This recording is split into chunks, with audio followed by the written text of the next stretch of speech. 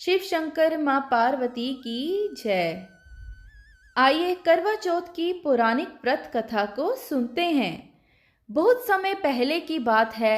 एक साहूकार के 7 बेटे और उनकी एक बहन करवा थी। सभी सातों भाई अपनी बहन से बहुत प्यार करते थे, यहाँ तक कि वह पहले उसे खाना खिलाते और बाद में स्वयं खाते थे। एक बार उनकी बहन ससुराल से मायके आई हुई थी। शाम को भाई जब अपना व्यापार व्यवसाय बंद कर घर आए तो देखा उनकी बहन बहुत ही व्याकुल थी। सभी भाई खाना खाने बैठे और अपनी बहन से भी खाने का आग्रह करने लगे, लेकिन बहन ने बताया कि उसका आज करवा चौथ का निर्जला व्रत है और वह खाना सिर्फ चंद्रमा को देखकर, उसे अर्घ्य देकर ही खा सकती है। चूँकि चंद्रमा अभी तक नहीं निकला है, इसीलिए वह भूख प्यास से व्याकुल हो उठी है। सबसे छोटे भाई को अपनी बहन की हालत देखी नहीं जाती और वह दूर पीपल के पेड़ पर एक दीपक जलाकर चलनी की ओट में रख देता है। दूर से देखने पर वह ऐसा प्रतीत होता है कि जैसे चतुर्थी का चांद उदित हो रहा हो। इसके बाद भाई अपनी बहन को बताता है कि चांद निकल आया है, तुम उसे अर्घ्य देने के बाद भोजन कर सकती हो। बहन खुशी के मारे सीढ़ियों पर चढ़कर चांद को देखती है और उसे अर्घ्य देकर खाना खाने बैठ जाती है। वह पहला टुकड़ा मुंह में डालती है तो उसे छींक आ जाती है।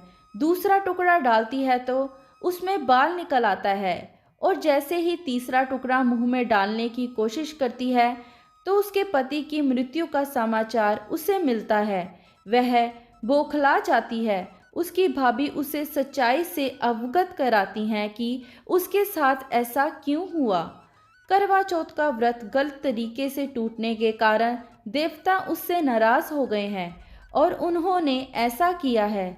सच्चाई जानने के बाद करवा निश्चय करती है कि वह अपने पति का अंतिम संस्कार नहीं होने देगी और अपने सतीत्व से उन्हें पूर्ण जीवन दिलाकर रहेगी।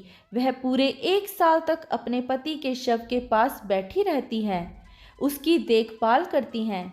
उसके ऊपर उगने वाली सुई नुमा घास को वह एकत्रित करती जाती है।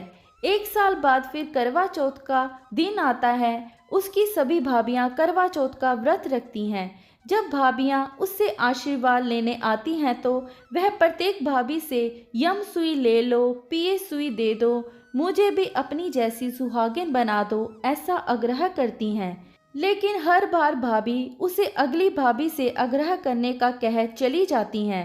इस प्रकार जब छठे नंबर की भाभी आती है तो करवा उससे भी यही बात दोहराती है।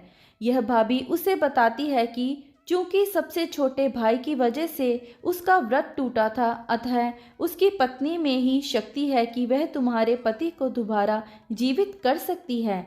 इसीलिए जब वह आए तो तुम उसे पकड़ लेना और जब तक वह तुम्हारे पति को जिंदा ना कर दे उसे नहीं छोड़ना। ऐसा कहकर वह चली जाती है। सबसे अंत में छोटी भाभी आती है।